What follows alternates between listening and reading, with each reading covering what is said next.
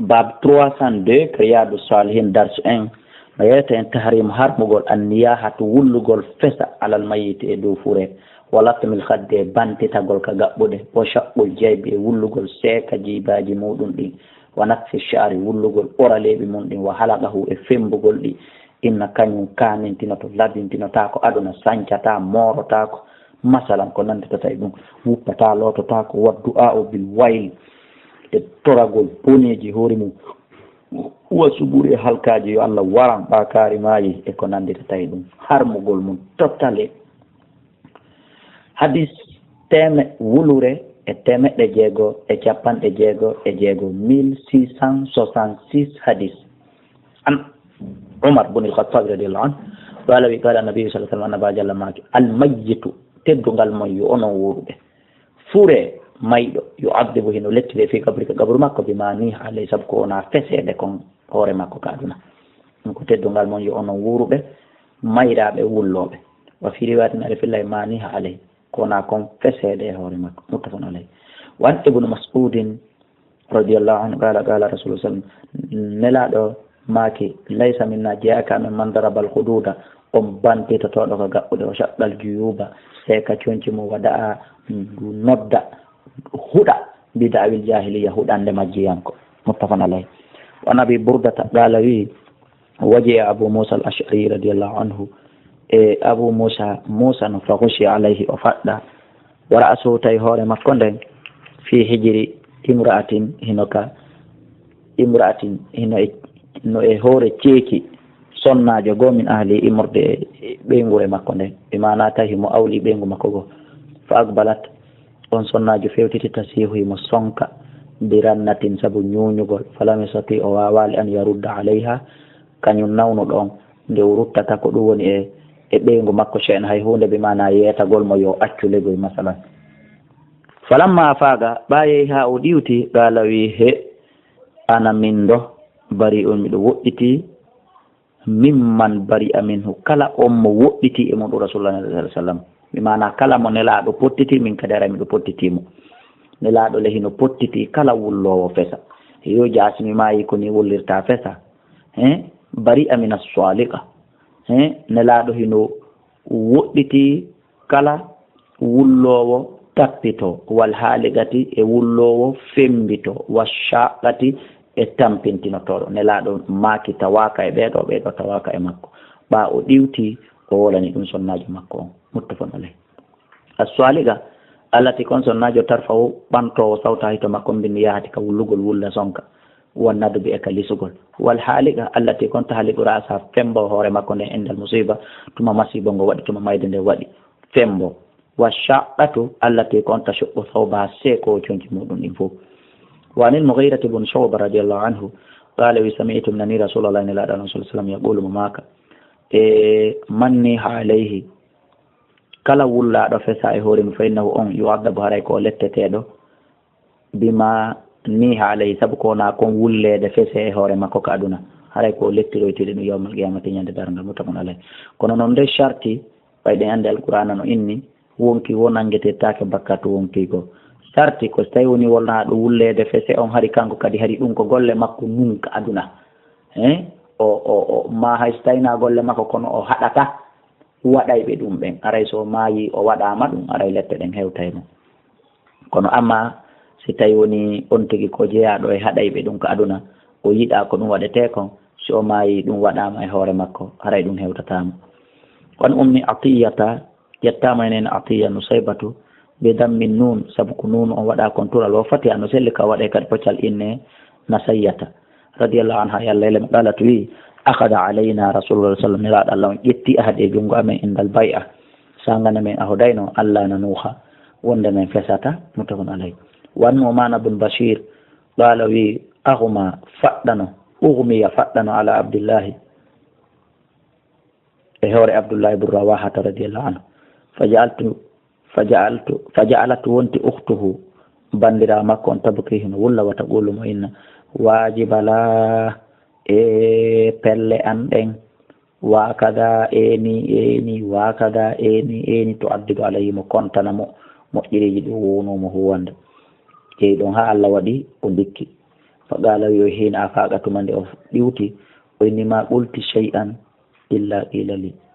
هو أولا لسونا فوف اللي تنامل قول لكم فكم يتتام أنت كذلك إيو أنكني وودا أقول وعتاني رواه مسلم. وعن ابن عمر رضي الله عنهما قال اشتكى ولتنا سعد بن عبادة رضي الله عنه شكوى ولتان بمعنى موسى لغوي كدون ولتغوي فأتاه رسول الله صلى الله عليه وسلم نلا الله أرم يعوده بندارم بأرض مع عبد الله مع عبد الرحمن بن عوف وسعد بن أبي وقاص وعبد الله بن مسعود. فلما دخل عليه باب ناتي مكة وجده أتيم في غشيتهم عند فأدرهم فأدا فقال وي أقضى هرنيا وما هنما قالوا بني لا يا رسول الله وإن لا دل فبكى رسول الله صلى الله عليه وسلم لا دل ولي فلما رأى القوم قايم بي بكاء النبي صلى الله عليه وسلم ولاندو نلا دندو بكوا بولي قال وي ألا تسمعون يا أننا لأن الله ألا لا يعذب ولتتا بدم العين sabu wullaandu gite ɗen yuppata kon gonɗi ɗin hara on tigi sonkaali fes haali woytaali Allah lettata on tigi fii ɗum wala bi husnil qalbi wona sabu ko ɓernde men sunoto kon ɗum fof Allah lettata walakin so koni yu'addibu bi hada ko ɗum ɗo o lettirta sabu mum kon ɗum woni ɗum ɗo wa ashara o sappi ila lisani faada e ɗengal ngal haale goyi sabu ko ɗengal ngal sonkata kon ko ngal wullata kon ko ngal limtata kon ko ɗum ɗon Allah lettirta aw yarham ma ko sabu ɗum kadi o yurmirte muttafaqun alayh. wa nabi malik al-ash'ari radiyallahu anhu qala rasulullah sallallahu alaihi wasallam maki an-naihatu wullowo pesa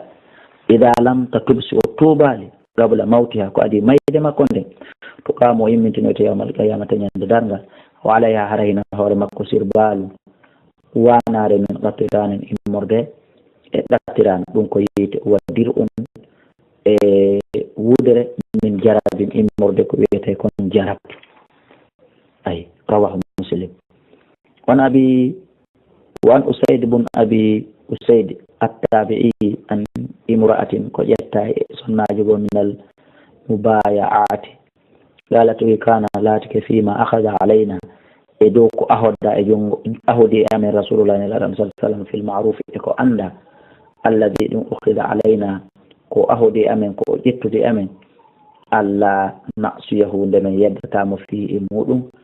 alla nahmisa wajhan nde men mutinta yeeso